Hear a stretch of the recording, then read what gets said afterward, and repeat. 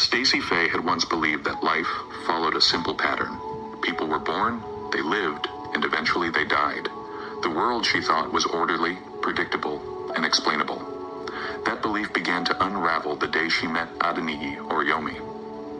She had arrived in Nigeria 29 years earlier, a young Australian woman sent on a temporary development project that was supposed to last no longer than 8 months. At the time, she had told her family she would return soon.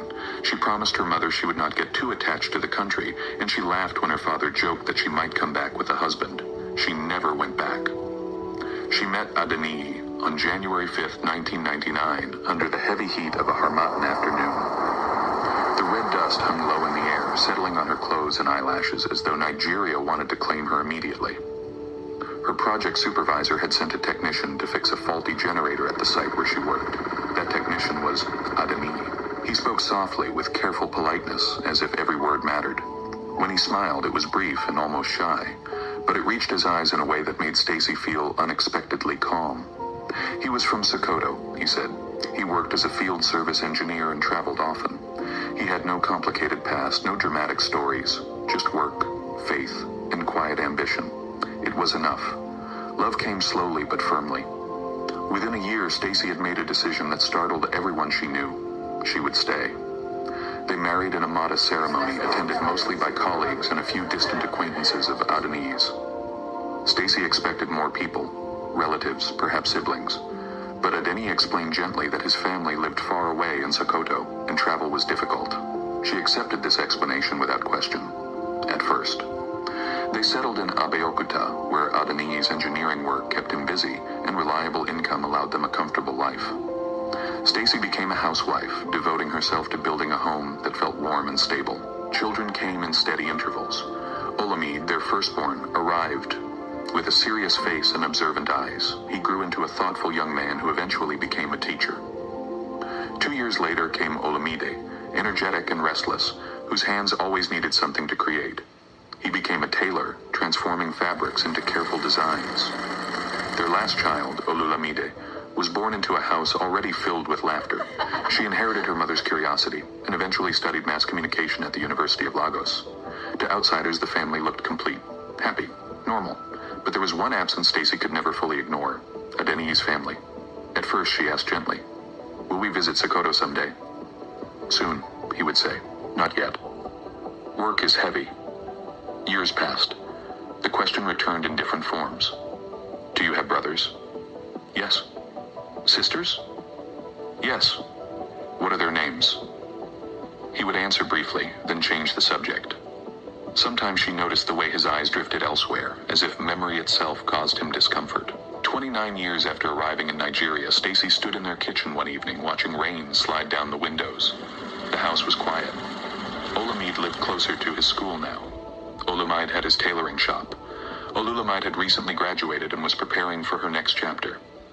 The silence gave Stacy courage. Adeniyi entered the kitchen, placing his work bag gently on the table. His movements were the same as always, measured, controlled, familiar, yet suddenly strange. She turned to face him. "How wouldn't I know your family?" The question hung in the air. Not new, but heavier than before. Adeniyi did not answer immediately. Instead, he sat down slowly. For the first time in their marriage, Stacy noticed something she had overlooked for decades. Fear. Not ordinary fear. Something deeper, something ancient. "I have told you," he said quietly. "They are far away." "That is not enough anymore," she replied. Her voice trembled, but she continued. 29 years, Adeniyi. 29 years, and I have never met a single person from your family." He stared at the table. "I am your wife." Silence. "You are the father of my children." Still silence. "How wouldn't I know your family?" Adeniyi closed his eyes. When he spoke again, his voice sounded older than his years. "There are things you would not understand." "Then help me understand." Another long silence. Finally, he said something that made the air itself seem colder. "I died once." Stacy almost laughed. The sentence was too strange to accept, but Adeniyi did not smile. "I died in Sokoto." Her hands tightened against the edge of the table. "That is not funny." "It is not a joke." His eyes met hers, steady, serious. "I was buried on September 3rd, 1998. The words seemed impossible. People did not return from graves. People did not continue living as if Stacy shook her head. No. Yes. You expect me to believe that? I expect nothing. He looked exhausted. I was sick. Very sick. They said I was gone. His voice softened. My family buried me. The room felt smaller. What happened then? He hesitated. I woke. The word barely escaped his lips. In the ground? No. Where? I do not know. Stacy stared at him. Then how did you come back? I walked. The simplicity of the answer made it more frightening. I left Sokoto. Why? Because I was not meant to stay. His eyes darkened. There was unfinished business. The phrase lingered between them. Stacy's voice dropped to a whisper. What business? Adeniyi looked at her for a long time. You. Tears filled her eyes. That makes no sense. Maybe not. He reached for her hand. I found work. I started again. And then I met you. Her voice trembled. Your family buried you. Yes. They think you are dead. Yes, and you never went back. No. Why? His answer came softly. Because the man they buried is gone. The rain outside grew heavier. Stacy pulled her hand away. Are you telling me I married a ghost? No. Then what are you? He did not answer. For the first time since she had met him, Stacy felt she did not know the man sitting across from her. 27 years of marriage suddenly seemed fragile, like a story written on water. Yet he was still Adeniyi, the man who fixed generators, the father who carried sleeping children to bed, the husband who remembered her birthday every year, the wanderer who had walked out of a grave and into her life. The rain slowed. Neither of them moved. At last, Stacy spoke again quietly. Take me to Sokoto. Adeniyi's eyes lifted. Fear returned. But something else was there too. Relief. Because unfinished stories could not remain hidden forever. And somewhere in Sokoto, beneath quiet earth and forgotten memory, lay a grave that might still hold the truth about the man Stacy Faye had married, or the wanderer who had never truly died. Stacy. Still don't believe Adeniyi, but his promises hold gravity and trust at the right moment. He will take us all to Sokoto when he's ready. Married to a Wanderer, Manuscript 2, The Rule of 5 More Years. The conversation about Sokoto did not end the night Adeniyi confessed that he had once died. It lingered in the house like a quiet presence, settling into corners and resting in the spaces between words. Stacy Faye found that after hearing the truth, or what Adeniyi claimed was the truth, she could no longer return to ordinary thinking. For days, she moved through the house in thoughtful silence. She cooked meals, swept floors, folded clothes, and listened to the familiar rhythms of their life. Yet something fundamental had shifted. The man she had lived beside for nearly 3 decades was no longer just Adeniyi the engineer. He was Adeniyi the wanderer, the man who said he had died and returned. Still, the question of Sokoto remained unresolved. One evening, Stacy found him sitting on the veranda after work, his boots placed neatly beside the door as always. The fading light softened the lines on his face, making him look almost like the young man she had met years ago. She sat beside him. You promised to explain, she said quietly. Adeniyi nodded, as if he had been expecting this moment. I will take you to Sokoto, he said. Her heart lifted slightly. But not yet. The hope faded just as quickly. When? She asked. He looked out into the distance before answering. When Oluwole turns 26, Stacy frowned. And when Olomide turns 30, she listened carefully. And when Olomide turns 28, he paused. Then and only then I will take all of you to Sokoto. The words sounded formal, like a declaration, like a law. Stacy stared at him. That is the rule, he continued. We must abide by it. The firmness in his voice unsettled her. She had heard that tone before, when he made decisions that could not be changed. Why? She asked. Adeniyi did not respond immediately. The quiet stretched between them. Finally, he spoke. I died between the age of 26 and 30. The words felt heavy, measured. I was young, he continued. My life had not begun. Stacy listened without interruption. I had no job, no work, no wife, no children. His voice carried a distant sadness. I left nothing behind. He looked down at his hands. My life was unfinished. The phrase echoed softly. Stacy remembered the same words from before. Unfinished business. She felt a chill despite the warm evening air. So what does that have to do with us going to Sokoto? She asked gently. Adeniyi turned to her. For the life I lost, he said. for the years that were taken. His eyes were steady. I asked for time. What do you mean? He hesitated, then spoke quietly. 5 more years. The number seemed small, too small to carry so much weight. 5 years to work. 5 years to build. 5 years to become what I was meant to be. Stacy's throat tightened. And after that, I met you. The answer was simple, direct, almost tender. I built a family. He looked toward the house. I became a husband, a father, a man with a purpose. His voice softened. But promises must be kept. Stacy felt a strange mixture of fear and understanding. What promise? The time I was given. He took a slow breath. When Oluwole turns 26, Olumide turns 30, and Olamide turns 28. He paused. My time will be complete. The words fell like quiet stones. Stacy struggled to understand. You think your life is measured like that? He did not answer directly. It is not about belief, he said. It is about balance. The word sounded unfamiliar in this context. What happens after that? She asked. He looked at her with a sadness she had rarely seen. I will take you to Sokoto. That is all? Yes? She studied his face. You are not telling me everything. Silence. Then he spoke again. I am telling you enough. The answer did not comfort her. 5 more years is all I ask, he said. His voice was gentle now. I promise. The word promise had always meant something in their marriage. Adeniyi did not break promises, not once in 27 years. Still, this felt different, bigger, more uncertain. Stacy wrapped her arms around herself. You want me to wait again? Yes. You want the children to wait too? Yes. For something they do not understand. Yes. The honesty in his voice disarmed her. She looked toward the doorway where faint light spilled from the house. Inside were the traces of their life together. Family photographs, school certificates, old birthday cards, evidence of years spent building something real. Could something unreal create something so solid? She turned back to him. And after 5 years? He answered softly. Then you will know everything. The certainty in his voice surprised her. As if you already know what will happen. I do. The words frightened her. But she did not press further. Instead, she asked quietly, Are you afraid? For a long time, he said nothing. Then he nodded. Yes. It was the first time she had ever heard him admit fear. What are you afraid of? He looked into the darkness beyond the veranda. That unfinished lives do not last forever. The sentence settled heavily between them. Stacy felt tears gathering in her eyes. She did not fully understand his meaning. Perhaps she did not want to. But she understood one thing clearly. He believed what he was saying, completely. She reached for his hand. His fingers closed around hers. Warm, solid, alive. Not the hand of a ghost, not the touch of a spirit. Just Adeniyi, her husband, the father of her children, the wanderer who had walked out of a grave and into her life.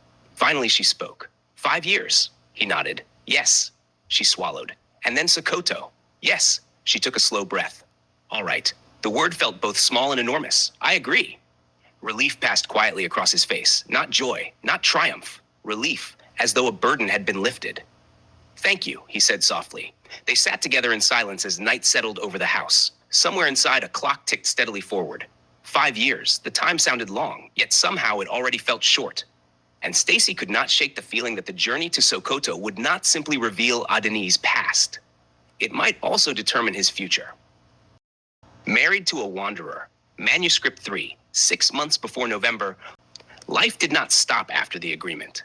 There were no sudden changes, no dramatic signs, no strange interruptions in the quiet rhythm of the household. The days continued as they always had, predictable and steady, like a river that had learned its course long ago. Stacy Faye woke each morning before sunrise, tying her hair back as she moved through the kitchen with practiced familiarity. The kettle whistled softly, and the smell of tea filled the air. Adeniyi left early most days for his engineering work in Abeokuta, returning in the evenings with the same calm expression he had worn for decades. Nothing about him suggested mystery. Nothing about him suggested death. He fixed broken appliances, paid bills on time, and greeted neighbors politely. If he had once been buried in Sokoto, the evidence had long since disappeared. The children continued with their lives. Olamide spent his days teaching and returned home on weekends whenever he could. He carried himself with quiet responsibility, always asking his mother if she needed anything repaired or arranged. Olumide devoted long hours to his tailoring shop, measuring fabrics and stitching designs that earned him a growing reputation. Olulamide, newly graduated, spoke often about her future: journalism, broadcasting, or perhaps public relations. Their lives were forward-moving, ordinary, yet beneath the ordinary surface, Stacy kept track of time. 5 years. The promise Adeniyi had made lingered quietly in her thoughts. Sometimes she wondered whether Sokoto would truly answer her questions or only deepen them. But she had agreed, and Adeniyi kept his promises. One afternoon, several months before the end of the year, Adeniyi returned home earlier than usual. Stacy noticed immediately. He rarely came home before sunset. He entered the sitting room and loosened his collar, looking thoughtful rather than tired. "Stacy," he called gently. She emerged from the kitchen, wiping her hands on a cloth. "Yes?" He studied her for a moment, then smiled faintly. "What do you want for your birthday?" The question surprised her. "You always ask that. And you always say nothing." She laughed softly. "I am not difficult to please." "I know." He sat down. "But this year is different." She tilted her head. "How?" He leaned forward slightly. "I want to fulfill whatever you ask." His tone was serious. Before November 26th. The date was precise, important. She noticed the way he spoke it as though marking a point on a calendar only he fully understood. "Anything?" she asked. "Yes." "You promise?" "I promise." She hesitated. Then a playful smile appeared. "Well," she said, "Nigerians love parties." He nodded. "That is true.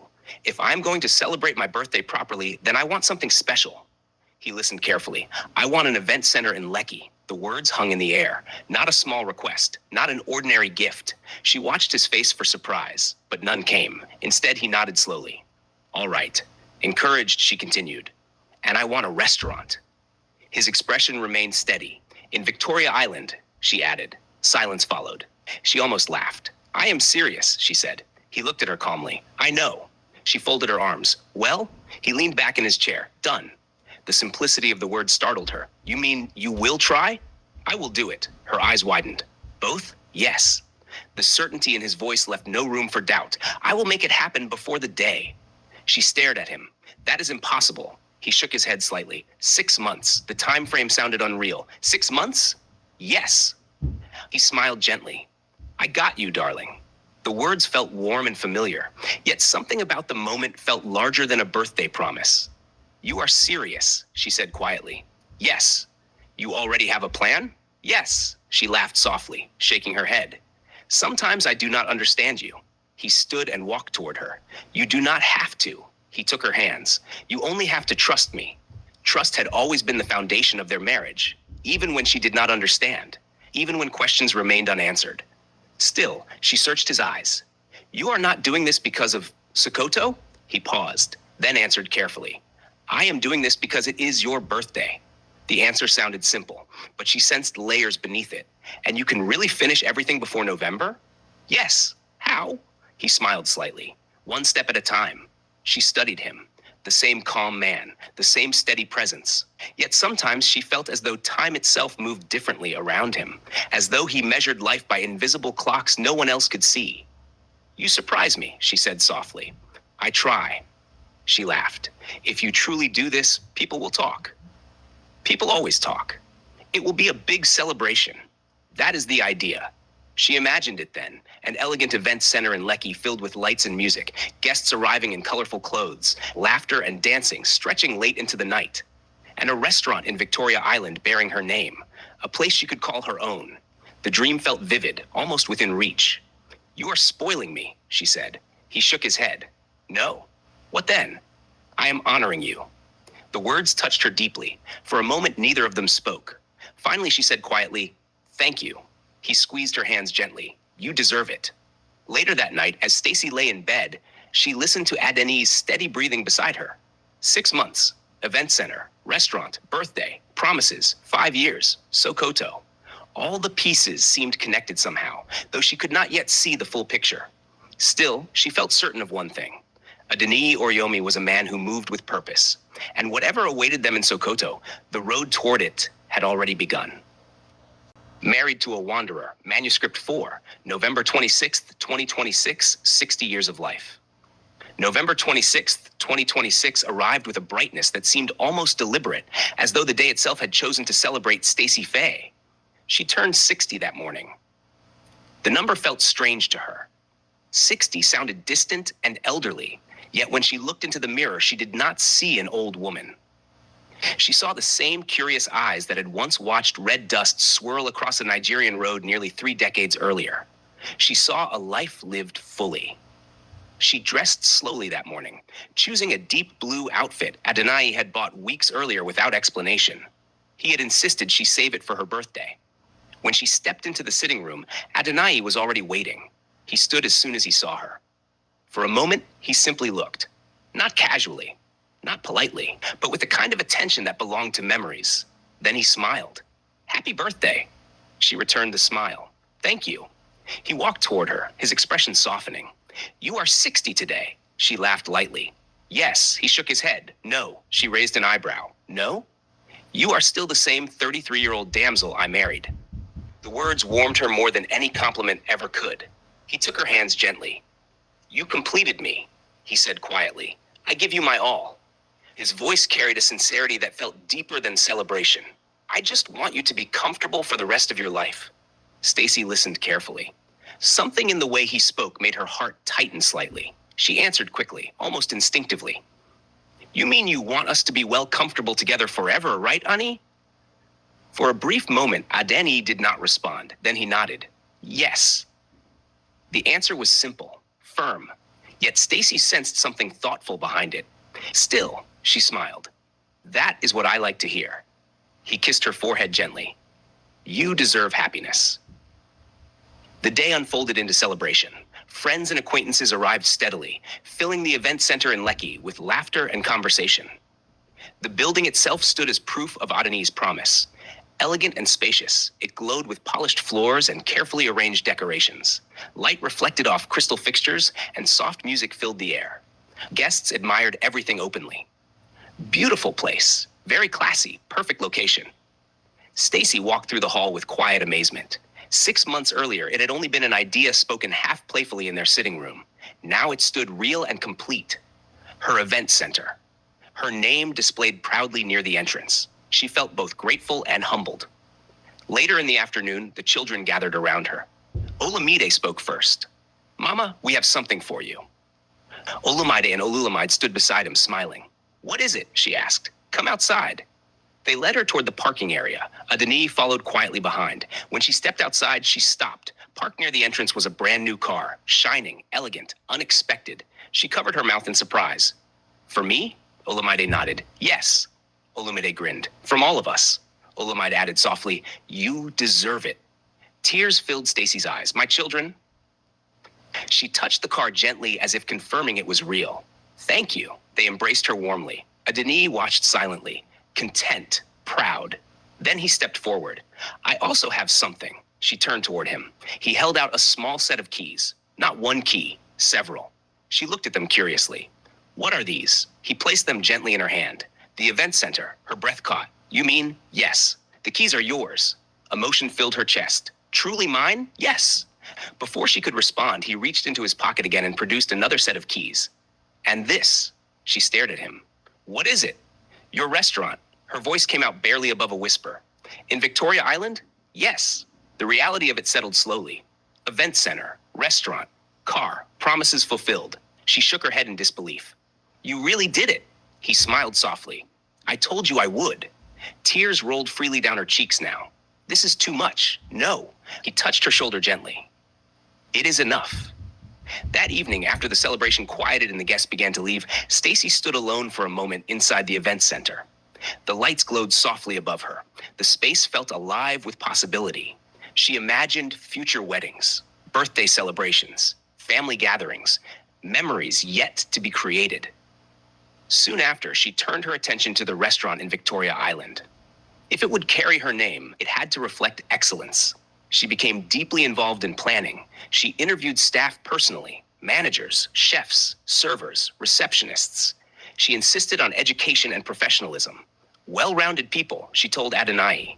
People who understand service. He nodded approvingly. Within weeks, a team began to take shape.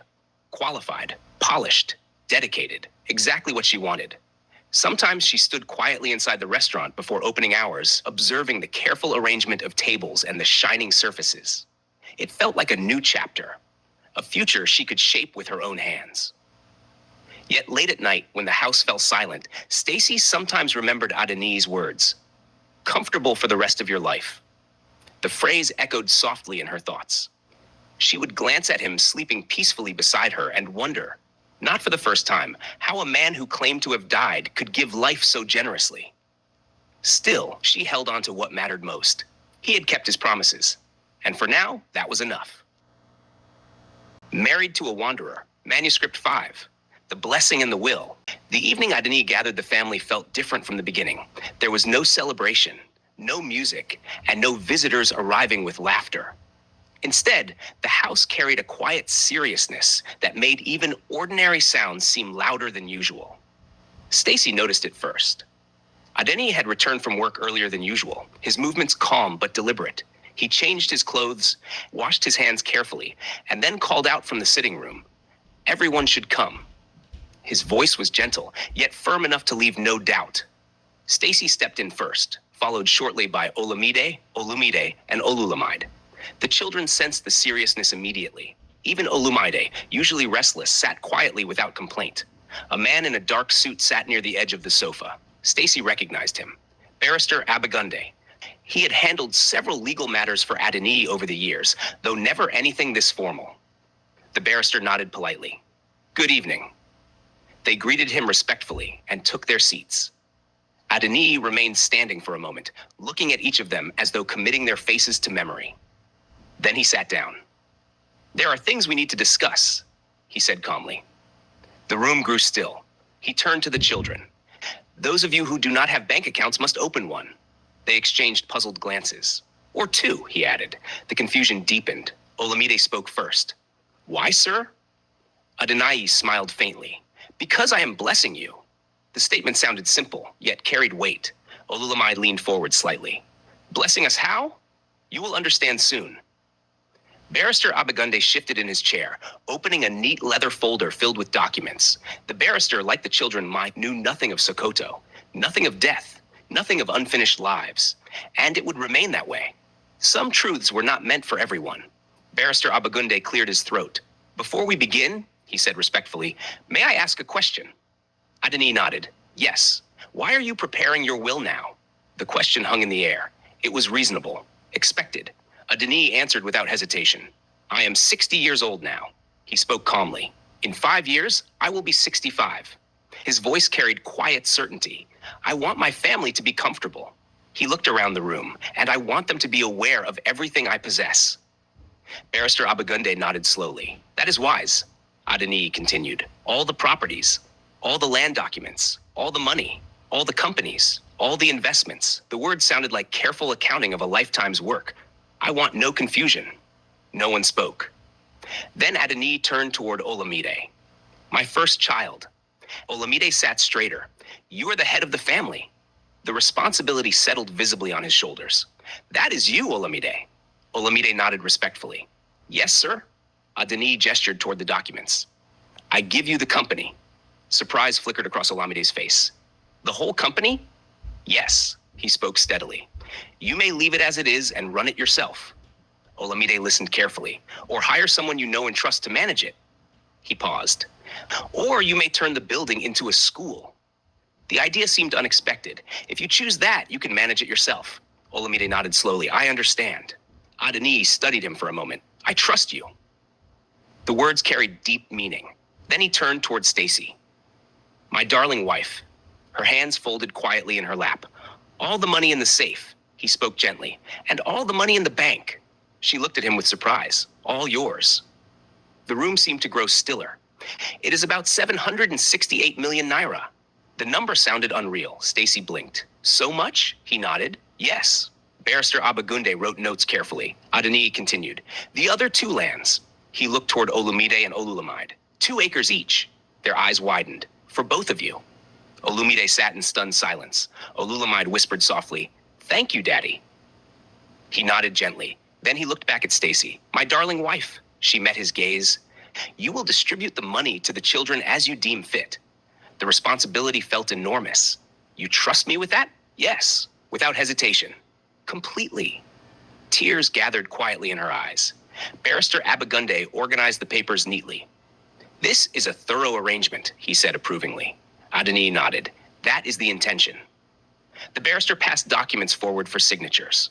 One by one, the necessary formalities were completed. Pens moved across paper. Names became records. Promises became law.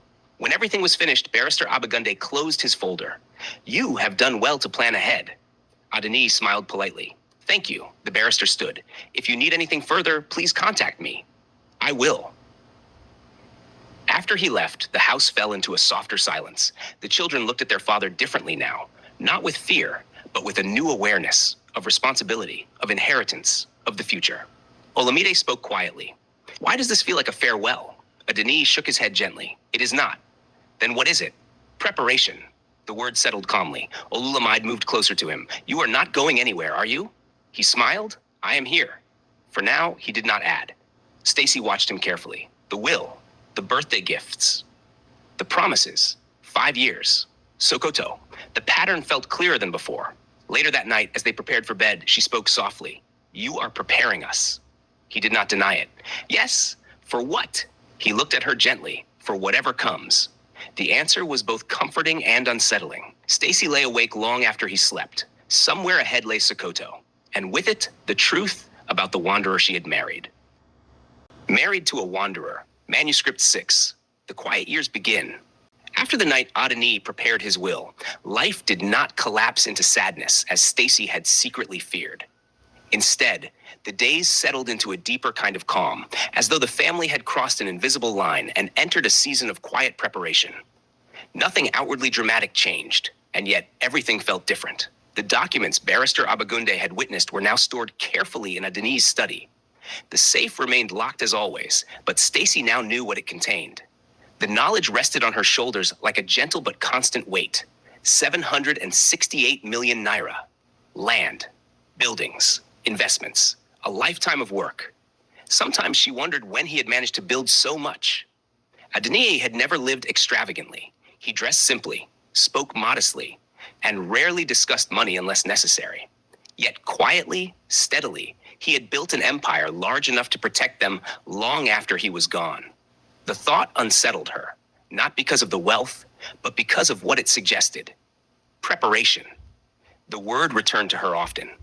Adeniyi himself seemed lighter after the meeting with the lawyer. He moved through the house with a quiet satisfaction, as though something important had been completed. One evening, Stacy found him sitting alone on the veranda again. It had become his place of reflection. She joined him. You look peaceful, she said. I am. Because of the will? Yes. He spoke simply. The family is secure. She nodded. You have done more than enough. He smiled faintly. There is no such thing as enough when it comes to family. They sat in silence for a while. Then Stacy asked softly, Are you counting the years? He turned toward her. You are too. She could not deny it. 5 years. The promise still stood.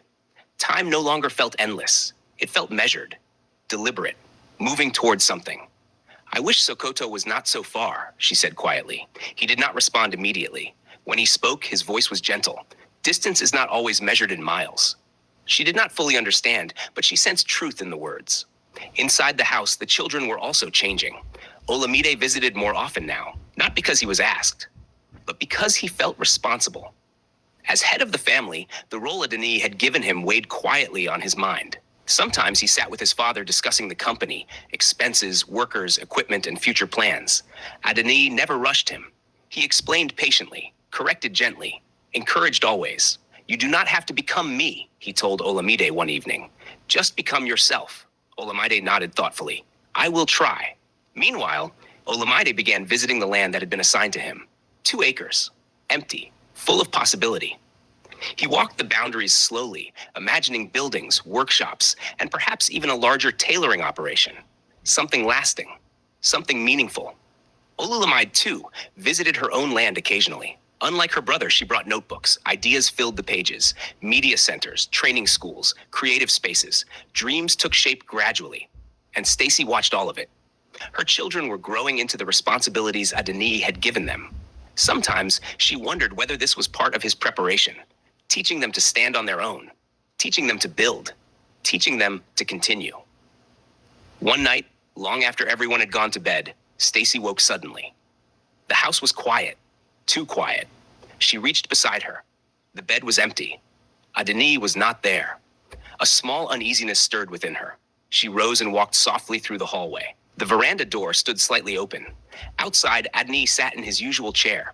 Moonlight fell across his face. He looked older in that light, more distant. She stepped outside. "You should be sleeping." He did not turn immediately. Soon. She sat beside him. "What are you thinking about?" For a long moment, he said nothing. Then quietly, "Sokoto." The word sent a small chill through her. "What about it?" He looked into the darkness. "I wonder if the grave is still there." Her breath caught slightly. "You mean your grave?" "Yes." The calm way he said it unsettled her more than the words themselves. "You really believe we will find it?" "Yes. And then what?" He turned toward her. "Then the story will be complete." She held his gaze. "And after that?" A faint sadness appeared in his eyes. "After that, we will see." The answer did not comfort her. She took his hand. It felt warm, alive, solid, not temporary, not fading, just Adeniyi. 5 years, she whispered. He nodded. Yes. They sat quietly together as the night deepened around them. Somewhere in the distance, a dog barked once and then fell silent again. Time moved forward as it always did, slowly, steadily, unstoppable. And though no one spoke of it openly, everyone in the house could feel it. The quiet years had begun, and with each passing day, Sokoto drew closer. Married to a Wanderer, Manuscript 7, The Journey Home. 5 years passed the way time always does, quietly at first, and then all at once. The children grew into the ages Adeniyi had once spoken of with such certainty. Oluwole turned 26, thoughtful and confident in ways that reminded Stacy of herself. Olumide reached 30, a husband now and a father, steady and responsible. Olamide stood at 28, fully settled into his role as head of the family, with a wife and children of his own. The house that had once echoed with young voices now carried the softer sounds of a different generation. Laughter returned in smaller footsteps, tiny hands, gentle cries. Adeniyi and Stacy had become grandparents, and Adeniyi seemed content, more peaceful than ever before. One evening, he gathered everyone together, not just Stacy and the children, but also Olumide's wife, and the grandchildren.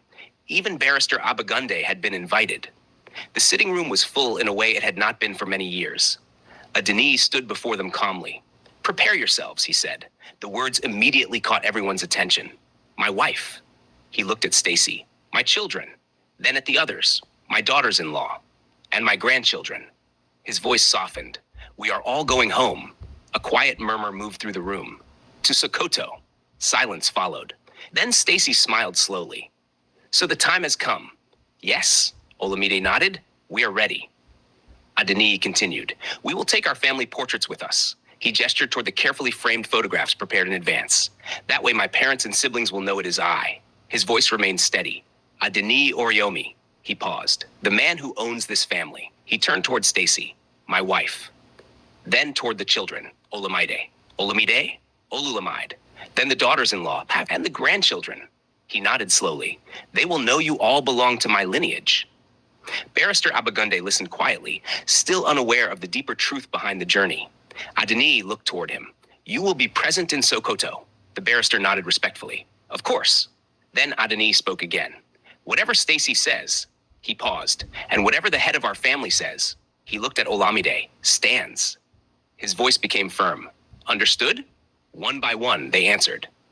"Yes, yes, Daddy, yes, sir." Adeniyi nodded with satisfaction. The journey began 2 days later. They boarded a flight northward. Through the airplane windows, the land stretched endlessly below them, shifting colors from green to brown to gold. Stacy held Adeniyi's hand quietly. He seemed unusually gentle that day, more affectionate than usual. He whispered softly into her ear. Words meant only for her. "Thank you." She turned toward him. "For what?" "For everything." He kissed her lightly, then whispered again. "Please take care of my parents." She frowned slightly. "What do you mean?" "Just as you took care of yours." His voice was soft. "Do not let them suffer. They are aged." The words sounded almost like instructions. "And my siblings, too." Stacy nodded slowly. "I will." He smiled, relieved. He kissed her again, then turned to the children. One by one, he kissed their cheeks. I love you. The grandchildren giggled as he hugged them. He held them slightly longer than usual, as if memorizing them. 2 hours later, they landed. Sokoto welcomed them with dry air and familiar northern heat. They collected their luggage and photographs. Outside the airport, Adeniyi hailed a vehicle. But instead of a small taxi, a large truck arrived, big enough for everyone.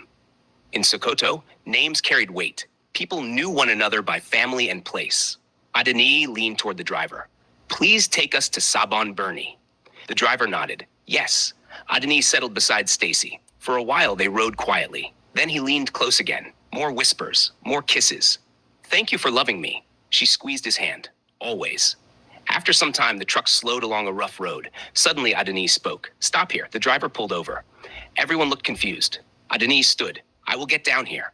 What? Stacy frowned. Why? He smiled gently. I want to buy something. What? Your parents' Lewer favorite kunu drinks. He turned to the driver. Take them to Sabon Bernie's home. The driver nodded. Then Adeniyi turned back to Stacy and the barrister. When you meet my parents, he spoke carefully, tell them Kwaner Adeniyi Oriyomi Maharba sent you. The name sounded formal, ancient. Show them the pictures. They stared at him. Why are you getting off? Olumide asked. I will follow. How? The cars cannot reach the house. He smiled. I will trek. Stacy held his arm. Are you sure? Yes. Do not worry. He stepped down. I will meet you there. The truck pulled away slowly. Stacy watched him grow smaller in the distance, standing alone, calm, certain. She did not know why her chest suddenly felt tight. The journey continued. Eventually, they arrived at the compound in Sabon Bernie. The driver stopped. They stepped down. The compound looked old but strong. People began to gather almost immediately. In Sokoto, strangers were never unnoticed. Soon, elderly figures emerged. Adeniyi's parents, his siblings. Barrister Abeokuta stepped forward respectfully. We bring greetings. The old man nodded cautiously. And you are? The barrister spoke clearly. This is Adeniyi's wife. He gestured towards Stacy. These are his children. He pointed one by one, and their wives, and their children. Then he produced the photographs. Carefully, slowly, the family gathered close. They studied the images, faces, smiles, years of life. Recognition dawned gradually. Then suddenly, a cry broke from Adeniyi's mother. She fell to her knees, weeping. Others began to cry too. Tears spread through the compound. Stacy stood frozen, confused. What is happening? The old father spoke through trembling lips. Adeniyi, his voice broke. My son, he motioned weakly. Come. They followed him, across the compound, toward a quiet corner. There stood a tombstone, weathered, still. The writing was clear. Kwaner Adeniyi Oriyomi Maharba died September 3rd, 1998. Silence exploded into confusion. Died? Olumide shouted. No. My father is not dead. Olumide stepped forward urgently. We came here together. He stopped to get you kunu drinks. Olumide cried out angrily. Stop cursing death on my father.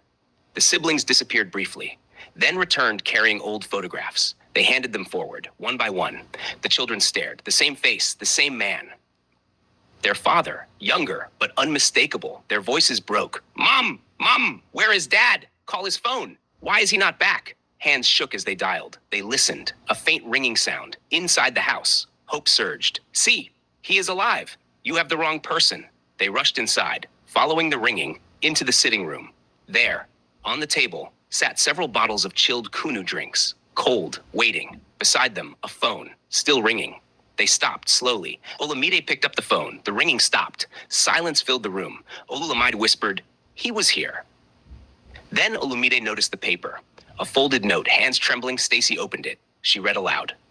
My dearest families, you all were my unfinished business, and I am so grateful to have you. I am back to where I was laid to rest. I am back home and gone forever. I love you all. Kwaner Adeniyi Oriyomi Maharba. The words fell into the room like final echoes. No one spoke. Outside, the wind moved softly through Sabon Bernie. Inside, a wanderer's journey had ended. And Adeniyi Oriyomi, husband, father, grandfather, had finally gone home. Married to a Wanderer, Manuscript 8, The Legacy Left Behind. The days following Adeniyi's final farewell in Sabon Bernie were unlike any the family had ever experienced. Though his physical presence had departed, the weight of his life, of the love, wisdom, and careful planning he had left behind settled into every corner of their lives. Stacy Faye, now 65, stood at the center of it all, a matriarch with decades of experience and a deep understanding of the man she had married. The house in Abeokuta felt quieter than ever, yet filled with purpose. The children, Olumide, and Olulamide, moved with the authority Adeniyi had carefully instilled over the years. Olumide, as head of the family, had stepped fully into his role. He managed the company, held meetings with employees, and ensured every decision aligned with his father's vision. Olumide oversaw his land projects, expanding his tailoring enterprise and beginning small training programs for young apprentices. Olulamide managed creative initiatives for her plots, transforming empty lands into spaces for media training and community development. Stacy watched them all, pride swelling quietly in her chest. She remembered the words Adeniyi had whispered to her on their way to Sokoto. "You were my unfinished business. Thank you for everything. Take care of my parents. Take care of my siblings." Those words had been more than instruction. They had been a passing of responsibility, and now the family lived by that legacy. One morning, Stacy called everyone together. The living room, once a space for ordinary family life, became a meeting hall once again. "Everyone," she began, "we need to talk about our future and what we will do with the blessings your father left behind." Olumide, sitting tall as the family head, nodded. "I think we should begin by reviewing all the properties and investments." "Yes," Stacy agreed. "Your father wanted us to manage everything carefully, but I also want to make sure we honor him in a way that keeps the family united." Olumide and Olulamide leaned in. "We're listening, Mama," Olumide said. Stacy took a deep breath. "First, the company. Olamide, it is yours to run or manage as you see fit. But remember, it was built by your father's hands. Every decision you make should reflect the integrity he lived by." Olamide's face was serious. "I understand. We will make him proud." Stacy turned to the younger two. "The lands. Olumide, you have your 2 acres. Olulamide, you have yours. Use them wisely. Build something that benefits not just us, but the people around us." Olulamide smiled. "We will, Mama. I've already started planning community workshops for youth training." "Good," Stacy said. "Now the money, 768 million naira. It's all in the bank and the safe. I will manage it for now, but I want you all involved. Transparency is key. Your father trusted me with this. I trust you all to continue that responsibility." Olamide and Olumide exchanged a glance, understanding the gravity of their mother's words. "Lastly," Stacy continued, her voice softening, "we must honor your father's memory, not just as a man who worked hard, but as a man who prepared us for life. We carry him in every decision, every action, and every moment we lead our families." A long silence followed. Even the grandchildren, curious and perceptive, sensed the weight of the moment. Then Olamide stood. "Mama, we should celebrate his legacy. Maybe an annual family gathering where we honor what he built and teach the next generation about responsibility and integrity." Stacy smiled, tears pricking her eyes. Yes, that's exactly what he would have wanted. Over the next months, the family settled into their new rhythm. The company grew under Olamide's careful guidance, but Stacy noticed something remarkable. His leadership was not just about money or power. It was about balance, about integrity, about keeping the family united. She could see Adeniyi's influence in the way Olamide listened, deliberated, and made decisions with care. Olumide's lands became thriving centers of activity. Apprentices learned tailoring and craftwork, and young men and women were taught responsibility, patience, and pride in their work. Olulamide's plots flourished into creative hubs. Community programs, media workshops, and small business incubators attracted attention from Lagos and beyond. Together, the children built a living legacy that reflected both their father's vision and their own talents. One evening, Stacy sat alone in the living room, reviewing old photographs. A particular photo from the Sokoto journey caught her eye, the one taken outside the Kwaner Maharba's compound, with Adeniyi's parents and siblings gathered around, smiling, tears still fresh on their cheeks. She remembered that day vividly, the mixture of confusion, awe, and profound love, when the children realized their father had truly been alive all along. Her fingers traced Adeniyi's face in the photograph. "You finally went home," she whispered, her voice soft. "And you left us everything, but most of all, you left us each other. The phone rang, breaking her reverie. It was Olamide. "Mama, I just wanted to say thank you," he said, "for everything, for your guidance, for keeping the family together, and for honoring Dad the way he would have wanted." Stacy smiled, a mixture of pride and nostalgia flooding her heart. "I'm just doing what he would have done. You all make it easy to follow in his footsteps." Over the next few years, the family continued to expand. New children were born into the households of Olamide and Olumide. The grandchildren, full of energy and curiosity, brought laughter back into the house on a daily basis. Stacy and Adeniyi's legacy now lived in stories, in teachings, in smiles, and in achievements. Adeniyi's name became almost legendary in the family, not for the mystery of his past, which remained locked away in Sabon Bernie, but for the man he had been in life. Loving, meticulous, and visionary. Stacy often reflected on the incredible journey they had shared. From a young Australian woman on a temporary project to a grandmother and matriarch of a powerful, loving family in Nigeria. Sometimes she would sit quietly in the evening, looking at the photographs from Sokoto, and whisper to herself, "You completed me, and now I complete this family in your stead." Olamide's children would gather around her at times, curious about their grandfather's legacy. She would tell them stories of Adeniyi's wisdom, generosity, and foresight, never mentioning the grave or his death, only his lessons, his love, and the way he shaped their family. One evening, Stacy called the family together. Everyone gathered once more in the sitting room, the place that had held so many crucial moments over the decades. "I want you all to remember something important," Stacy began. "Your father built this family on love, trust, and responsibility. He gave us the tools we needed to succeed and prepared us for every challenge." Olumide's wife nodded, holding her youngest child in her arms. "Every decision you make," Stacy continued, "should honor his memory, protect this family, teach the next generation, and never forget the values your father instilled." The grandchildren, wide-eyed, listened in silence, absorbing each word. "Now," Stacy said, smiling, "let's plan a celebration. Not just for me, or for birthdays, or even for milestones, but for the family itself. A reminder of what we have, what we've inherited, and the love that binds us together." Over the next days, preparations began. The event center in Lekki became alive with decorations, laughter, and music once again. The restaurant in Victoria Island contributed catering. Every detail was overseen with care, just as Adeniyi would have wanted. On the night of the celebration, Stacy stood at the center of the room. Olamide, Olulamide, their spouses, and the grandchildren circled around her. She looked at each face, the faces Adeniyi had loved, protected, and planned for so carefully. "I see your father in each of you," she whispered, "and I know he would be proud." Olamide stepped forward. "Mama, it's not just your words, it's everything you've done. You've kept his legacy alive." She smiled softly, eyes glistening. "We all have. That's the beauty of family. We carry each other forward."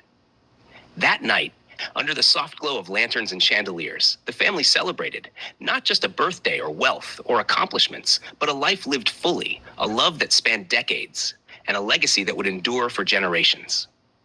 Somewhere in Sabon Bernie, in the quiet of a well-kept graveyard, Kwaner Adeniyi Oriyomi Maharba rested at last. But his spirit lived on, in every decision, every smile, every embrace, and every lesson Stacy and the children passed along. And for Stacy, watching the next generation laugh and grow, she finally understood. Adeniyi had not only completed her life, he had given her a family strong enough to carry his love and wisdom long after he was gone.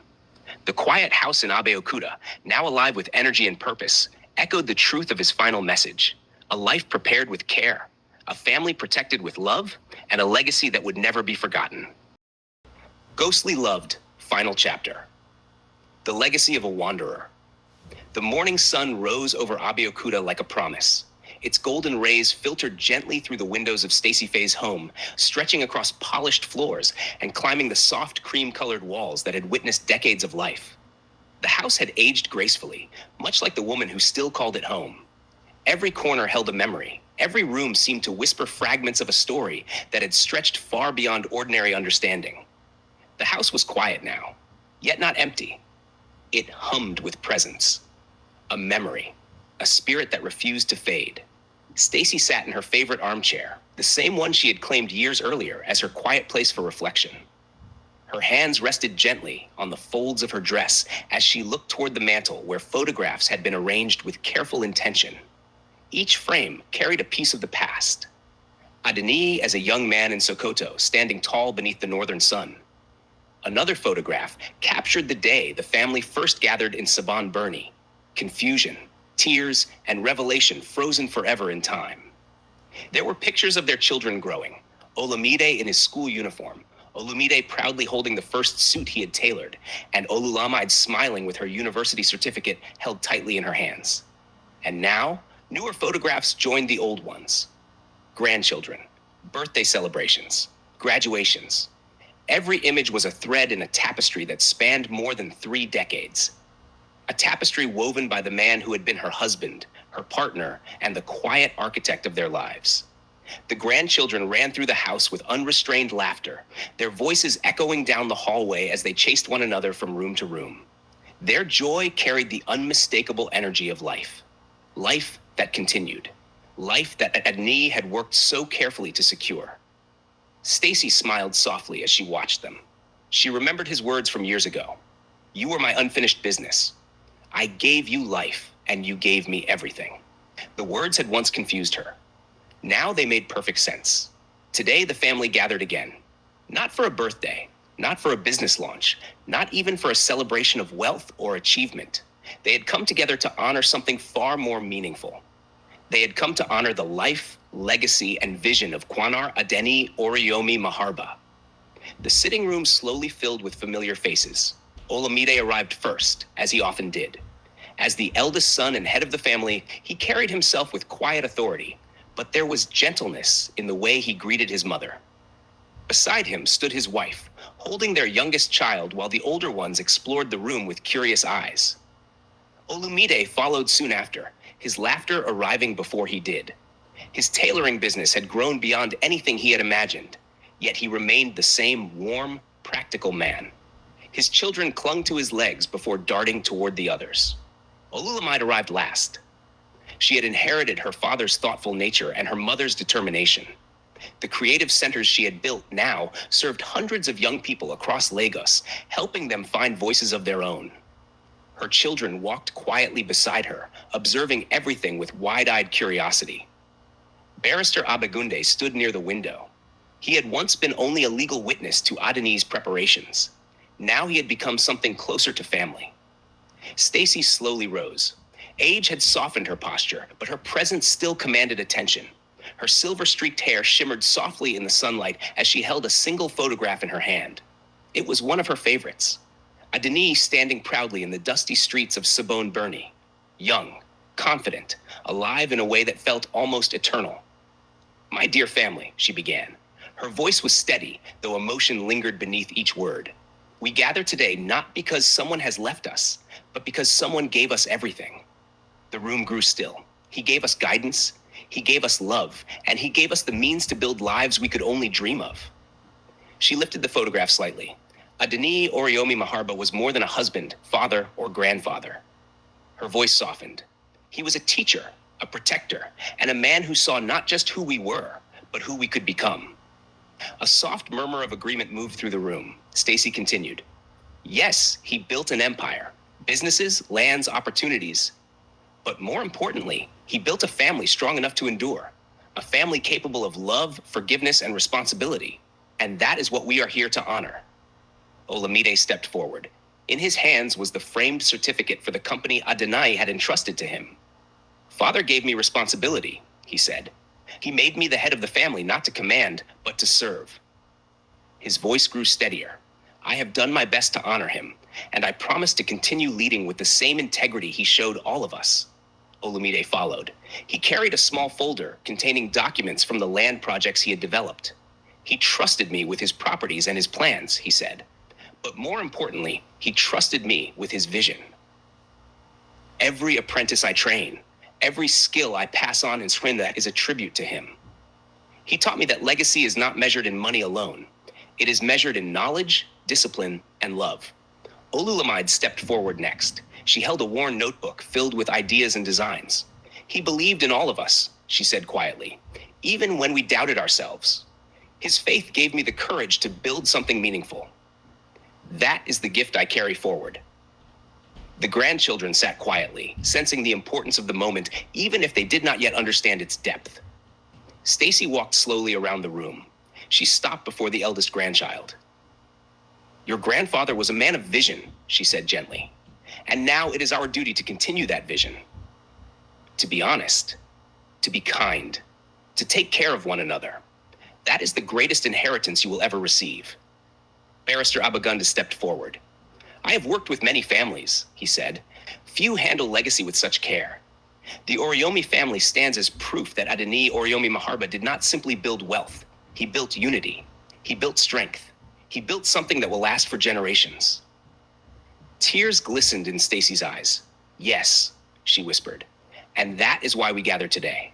Not just to remember, but to commit, to live fully, to love deeply, and to make the world better because he once lived in it. Later that afternoon, Stacy led the family to the event center in Lekki. The building shimmered beneath the afternoon sun. Inside, photographs lined the walls, Adeniyi's life told in images. The family moved slowly through the rooms. They watched videos, shared stories, remembered moments, laughter mixed with tears. Even the youngest children began to understand. One of them tugged gently at Stacy's dress. Mama, who was our grandfather? Stacy knelt beside the child.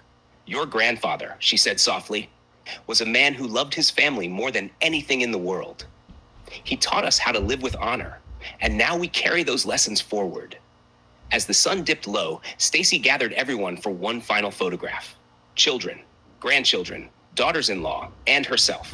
She placed Adeniyi's photograph in the center. Let this remind us, she said quietly, that love and family are eternal. The camera clicked, capturing a living legacy. Later that evening, Stacy sat quietly on the veranda. The garden glowed softly under the evening sky as the grandchildren played nearby.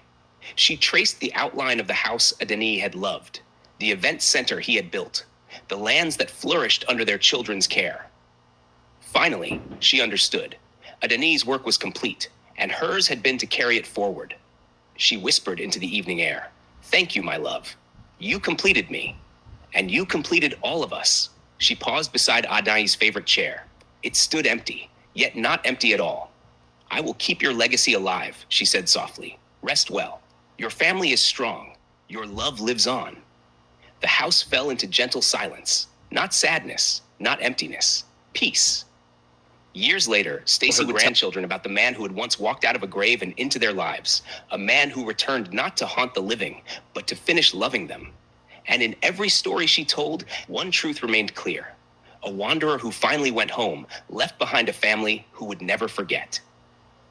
Fact. If Stacy had never pressed Adeniyi about his family in Sokoto, perhaps he might have continued living quietly beside her for many more years. But once the truth surfaced, once the grave was found and the unfinished business revealed, his borrowed time had fulfilled its purpose. His life ended sooner than it might have. Yet it ended complete. Message from the author. This story is dedicated to those who have loved beyond understanding, to families who carry memories like sacred inheritance, to promises kept even when the world cannot explain them, and to every unfinished story waiting for peace. Opemipo Oluwole. End of Ghostly Loved.